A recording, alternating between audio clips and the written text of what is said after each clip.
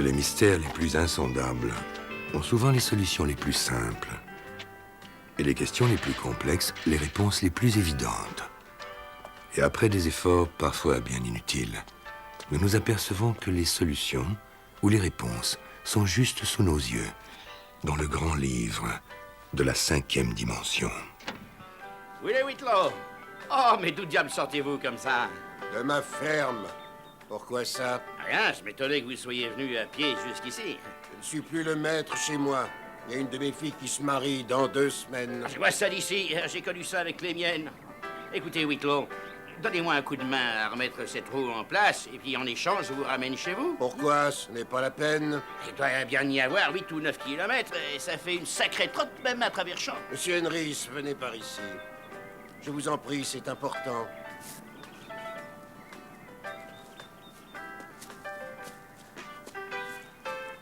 Oui, Willy? Approchez-vous.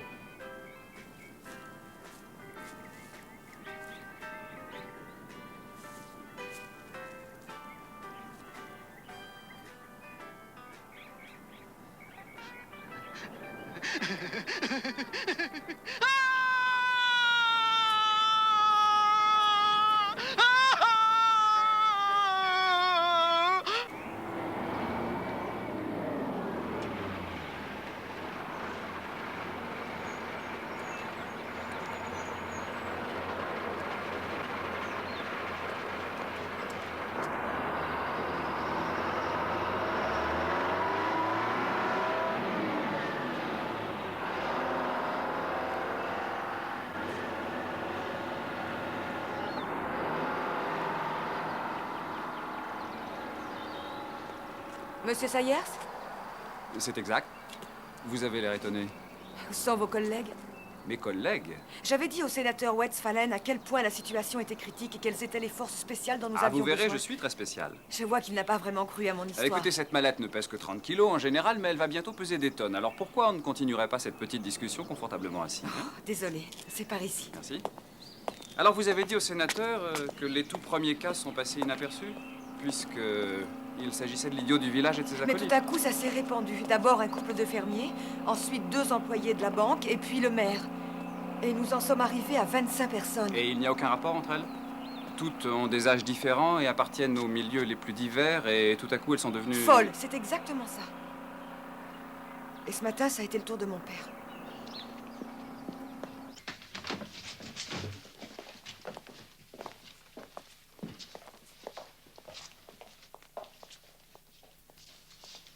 C'est bien Monsieur Strickland? Oui. C'est son père, n'est-ce pas? Oui.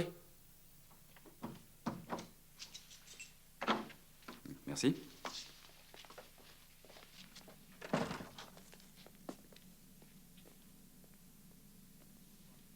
Bonjour, Monsieur Strickland. Je me nomme Edward Sayers. Enchanté, Sayers. J'aurais voulu vous offrir un siège, mais je fais refaire la maison et cela vous explique le désordre. J'aimerais vous poser 1 ou 2 questions. Je suis à votre disposition. Je suis discret, croyez-moi. Et c'est pour ça que je suis un homme important dans cette ville. J'ai parlé à votre fille. Elle est très gentille. Comment ça, ma fille? Je regrette, mais je n'ai aucune fille. C'est vrai, rien que des garçons. J'en ai 9 en tout. Des fermiers, eux aussi, plutôt grands et musclés. Tout le portrait de leur père. Une fille. Monsieur Strickland, que s'est-il passé exactement ce matin? Eh bien... oui, je me rappelle. Je n'étais pas content parce que le lait des céréales avait tourné. Et j'en ai parlé à ma femme tout le matin. Où se trouve votre femme? Elle est morte. On l'a mise en terre voilà plus de 5 ans déjà. Mais vous m'avez dit à l'instant que vous lui aviez parlé toute la matinée. C'est vrai. Vous ne l'auriez pas fait, vous? Et qu'avez-vous fait ensuite? Je suis allé chercher le journal.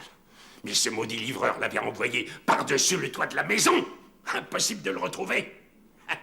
Et ensuite, j'ai eu la visite de Madame Hotchkiss avec qui j'ai parlé.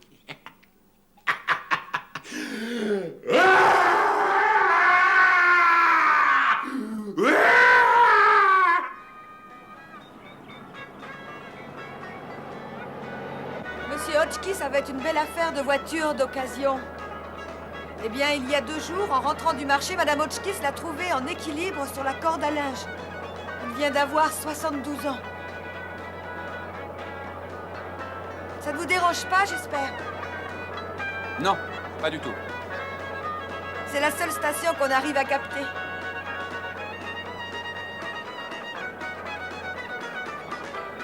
Est-ce que vous avez des frères? Non, pas de sœur non plus, je suis fille unique. Pourquoi?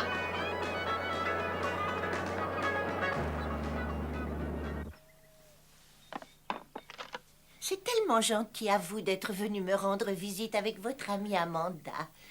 Ici, je m'ennuie à mourir si vous saviez comme la vie est calme depuis 2 jours. Et comment se porte votre mari, Madame Hotchkiss? Je n'en sais rien, je n'ai pas eu le temps de me rendre à l'hôpital aujourd'hui. Mais hier, je lui ai fait une visite. On a parlé de choses et d'autres. Pas très longtemps. J'ai vu le père d'Amanda, Monsieur Strickland, et je crois qu'il a dit que vous êtes allé lui rendre visite ce matin. Un peu de citron. Non. Merci. Oh oui, je lui ai fait une visite de bon voisinage.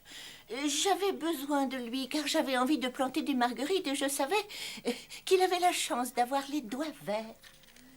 Lorsque je l'ai vu là-bas, il allait parfaitement bien, il était tout à fait normal. Je me souviens d'une femme, il y a longtemps, dont le mari avait plongé tout à coup dans le coma. Eh bien, une nuit, elle a juré que s'il s'en sortait, elle aurait donné avec plaisir en échange une année entière de sa vie. Et le lendemain matin, son mari, en sortant de son coma, s'aperçut qu'elle était morte. Je crois qu'il y a une morale à cette histoire. Ne faites jamais de marché et ne posez jamais aucune question. Attention! Trouvez quelque chose pour l'attacher. Une serviette, quelque chose, je sais pas.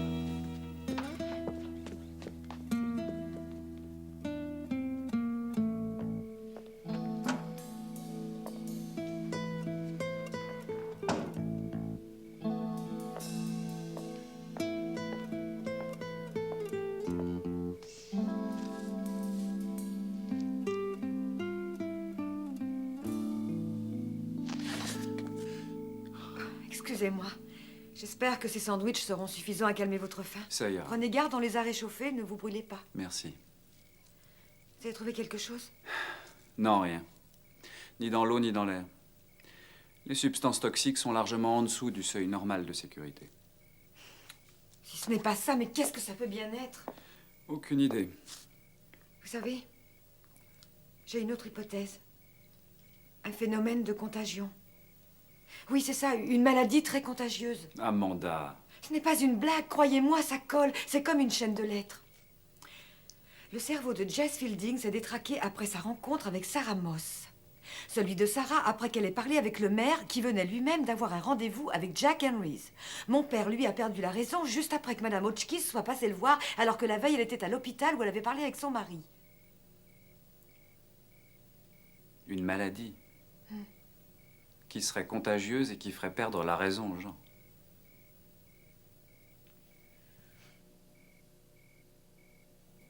Je suis sur le toit et je ne descendrai pas. Ah là là là là. Si vous me donniez des ailes, puis je serais très très gentil. Si vous me donnez des cornes, je vous ferai la vache. Allez, venez jouer avec moi. Plus on est de fous et plus on rit. Ah là là là là là là ah là là là là là là. Médecin volant, tralala, la la la la, infirmier volant, malade volant, pompier volant, tralala.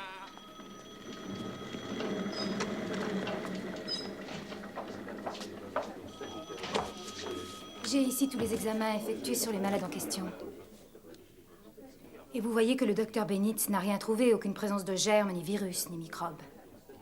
Rien qui vienne confirmer la thèse d'une maladie contagieuse. Alors, du Bonjour, calme, bonjour. docteur.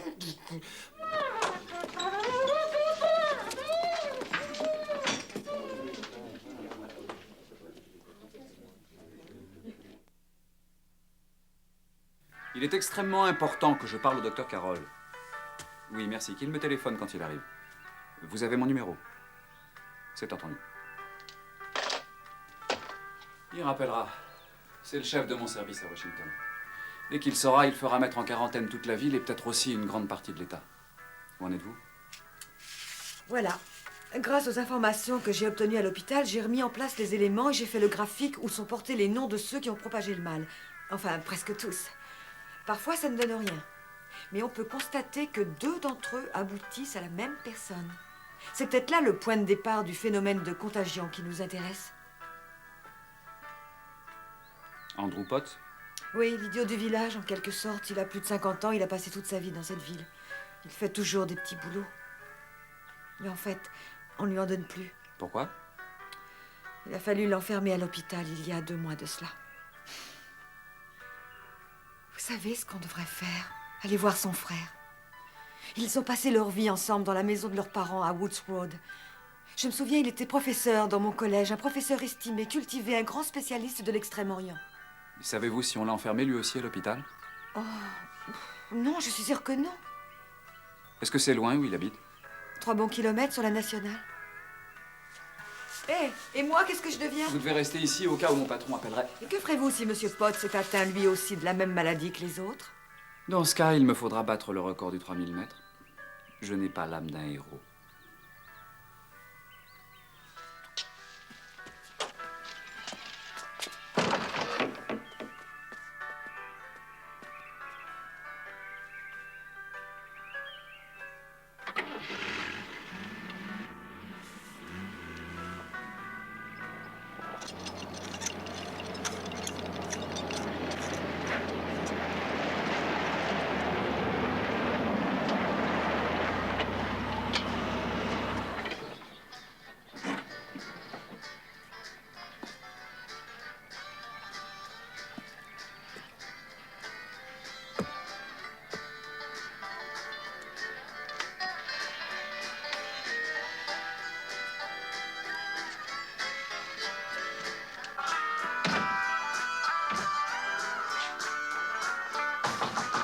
Y a quelqu'un? Vous venez d'entendre l'orchestre Tommy Lee Walker dans leur dernier succès, Cheveux blancs et grands yeux bleus. Vous êtes en direct avec White Pitbull qui vous parle sur KFEJ Radio 660. La météorologie nationale prévoit un ciel dégagé avec des températures qui pourront atteindre 36 degrés. Et maintenant, place à la musique. Radio KFEJ, la meilleure de toutes les radios. Qu'est-ce que je peux faire pour vous? Très heureux, Monsieur Potts. Sayers, Edward Sayers. Est-ce que cette maison vous plaît, Monsieur Sayers? Mais... Oui. Oui, elle est très bien. Oui, elle me plaît beaucoup. Et vous l'avez commencé il y a longtemps? Oh. 2 ou 3 mois environ. Je venais de rentrer de voyage. Vous étiez parti où? En Orient. C'était un voyage d'études. Je comptais écrire un roman. Un jour, j'ai tout laissé tomber car j'avais enfin compris que le reste n'avait plus aucune importance. Vous avez compris quoi? Le vrai sens, Monsieur Sayers, le vrai sens. Le vrai sens de quoi? De toutes les choses. La présence de l'homme sur Terre et son destin. La vie après la mort. Dieu. Le diable. L'existence, tout. Et c'est tellement simple. Tout est d'une extraordinaire simplicité. Vous voulez savoir? À qui l'avez-vous dit? Uniquement à mon frère. Je lui avais fait promettre le secret, mais connaissant mon frère, j'ai bien peur qu'il n'ait pas tenu parole. Alors autant vous dire. Non! Non! Ça veut dire que vous serez le seul dans cette ville. En effet, je me suis rendu compte que je devais partager un aussi merveilleux secret. Je vais le dévoiler au monde entier. Comment? Harvey Faraday, qui travaille à la station de radio, se fait toujours un plaisir de laisser un voisin parler quelques minutes à tous les habitants de la ville. Oh!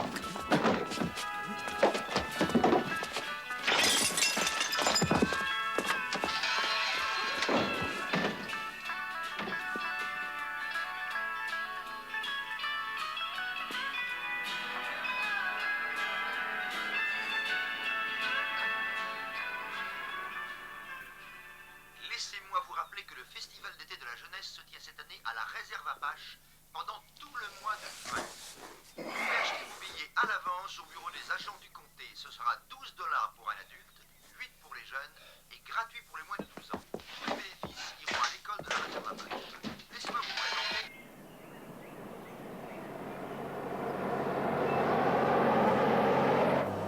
Et voilà que de nos voisins et amis se préparent à vous parler grâce à la radio 660, la meilleure de toutes les radios. Mais avant, un petit entracte de publicité.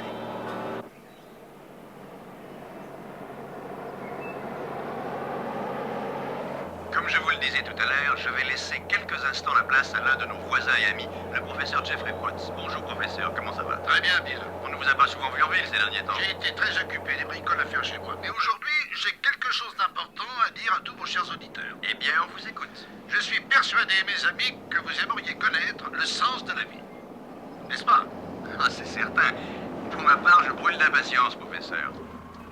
Je suis tout oui. Quel est le sens de la vie? Approchez-vous. Éteignez cette foutue radio! Approchez-vous tous de votre radio. Éteignez le poste! Alors voilà. N'écoutez Le surtout pas! sens de la vie, c'est... Oh, merci, mon Dieu. Mais qu'est-ce qui se passe-t-il? Je vous expliquerai. Qu'est-ce après. qui va pas? Venez, il faut pas moisir ici. Non, attendez, Edouard. Amanda, vite, le temps Mais vous presse. ne voyez pas, nous avons des invités.